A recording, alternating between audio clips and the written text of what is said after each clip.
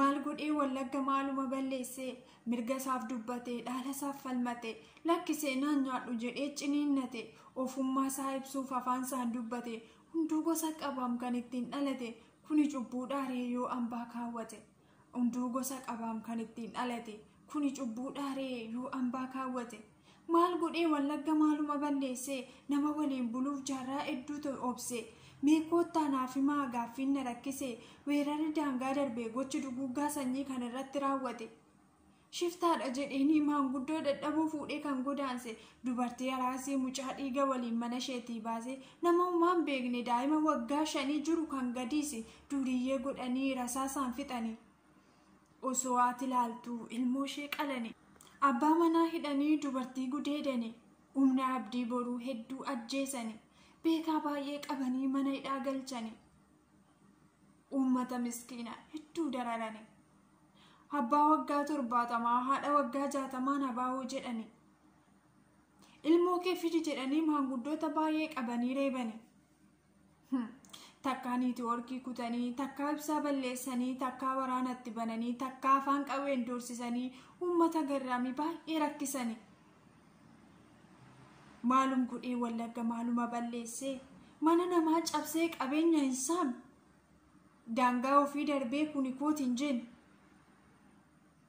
ofii nyaatee bulee kaaniin hin dhorkanne mirga qofa malee aangoos hin barbaadu maal godhee wallagga maaluma godhee oromoon maaluma balleessee bara dhufee darbu yaa ilmoo koo jedhee bu'aa dunkaana diriirsee hedduutu abbaa dhabee mana hunatti hafe du'ee malee argee reeffan awwaallanne baay'eetu yakka malee hidhaan adabame murtoon dhugaan jallatee somni rageeffame mirga osoo qabuu dirqamaan bulfame lakki jedhee dide dirqamaan hin bulu beekaa hedduu horee osoo manaa qabu injinaraaf dooktoraa barsiisaaf paayileeta beektota hedduu qabaa an aktiivistoota jedhee falme malee oromoon mirga isaaf maaluma balleessee maalumaaf miidhama shawaayyoo tuqame wallaggatu dhiiga ararge miidhamee booranatu bo'a arsiyyoo tuqame baaleetu okkola oromoon tokkuma waliisaaf ni ho'a miidhamni isa tokko hunduma dhukkuba oromoon maal yakkee maalumaaf miidhama miidhamni isa tokko hunduma dhukkuba oromoon maal yakkee maalumaaf miidhama egaa yaalammii koo isa dhugaa qabuuf waaqatu dubbata har'aaf ture malee guyyaa isaa eegee seenaan ni mul'ata dhiigni qulqullootaa lafarratti nafu waaqayyotti iyyata warra du'aniif boqonnaa warra miidhamaniif jajjabina nawwa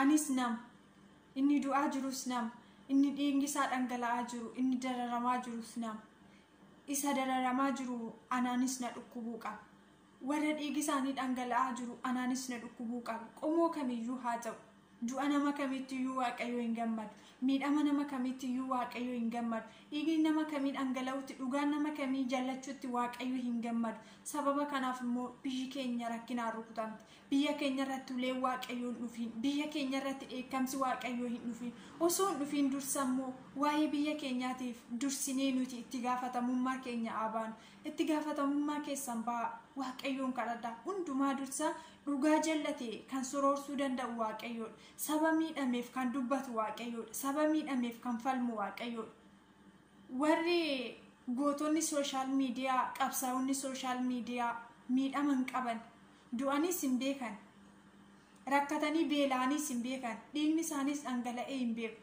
miskiinota garuu daa'ima homaa hin beekne nyaataniillee garaa isaaniitti quufanii kan hin beekne haadhota ilmoo isaanii guddifachuuf rakkina hedduu keessa darbaa jiran rakkina hedduu keessa jiraachaa jiran habboota ilmoo isaanii guddifachuuf rakkina keessa jiraachaa jiran dararamaa jiranitu rakkinaan iyyuu dararamaa jirantu har'a immoo siyaasaan dararamaa jira har'a immoo humna quufeen du'aa jira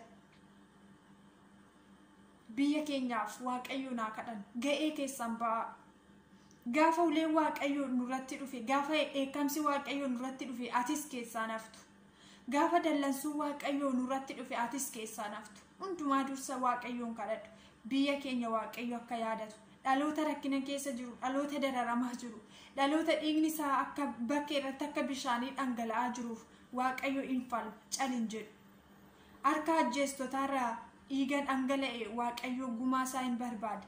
Lubbuu darbeef waaqayyo hin falma, hin dubbata. Kanaaf isinis ga'ee keessan ba'a, isin haa dhukkubu. Du'a nama kamittuu qomoo kamiyyuu haa ta'u waaqayyo ittiin gammada.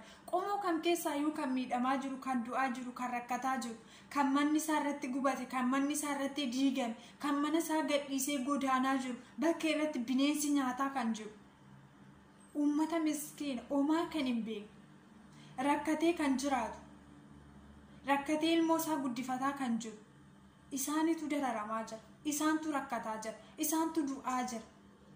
Kanaaf waaqayyoon haa kadhannu biyya keenya. Afaan haa taanu. Uummata afaan dhabee afaan isaa qabameef nuti afaan haa taanu. Hundumaa dursa waaqayyoon haa kadhannu. Miidhamni lammii koo, miidhamni namaa, miidhamni miskiinotaa, miidhamni uummata rakkate, miidhamni uummata beela'ee anaanis natti dhaga'ama. Anaanis na dhukkuba. Anaafis miidhama kooti. Cabni isaanii anaafis okkola kooti jennee uummata keenyaaf haa falminu. Waan Wallagga taateef Wallagga qofaaf, waan Shawaa taateef Shawaa qofaaf, waan Oromoo taateef immoo Oromoo qofaaf miti. Saba hundumaa saba miidhamaa jiru. Homaa kan hin beeknetu du'aa jira waan ta'eef, saba homaa hin beeknetu miidhamaa jira waan ta'eef, waaqayyo saba kanaaf akka birmatu, waaqayyo saba kanaaf akka qaqqabu, waaqayyo dhugaa saba kanaa jaallatee akka soroorsuu fi waaqayyoon haa kadhannu. Waaqayyo biyya keenya haa yaadatu malee akka kanaa yoo itti fufe dhaloota boru dhufu maal dhaalchisa? Ilmoo keenya boru maalitti guddisa? Maalittis ilmoo godhan? Jiru akkamittis jiraachuuf jira? Haalli biyya keenya irra jirtu yoo furmaan itti godhame, yoo waaqayyo furmaata itti godhe malee, yoo waaqayyo dhugaa jaallate biyya keenya keessaa soroorse malee rakkisaadha, ulfaataadha. Dhaloonni maal dhaala? Daa'imman xixiqqoon ganaa guddachuudhaaf jiranii maalitti guddatu? Borus maal nurraa baratu? Seenaa maalii dhalootaaf kaa'ee darba dhaloonni kun? Kanaaf waaqayyo biyya keenya akka soroorsu, waaqayyo biyya keenya akka yaadatu, waaqayyo dhiiga rakkattootaa, dhiiga miskiinotaatiif akka falmu waaqayyoon haa kadhannu. Nu ga'a.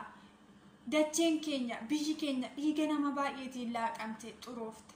Dhiiga dhaloota baay'eetu dhangala'e. Lubbuu dhaloota baay'eetu suumaan beekin darbaa jira, badaa jira. Waaqayyo immoo kanaaf hin falmu.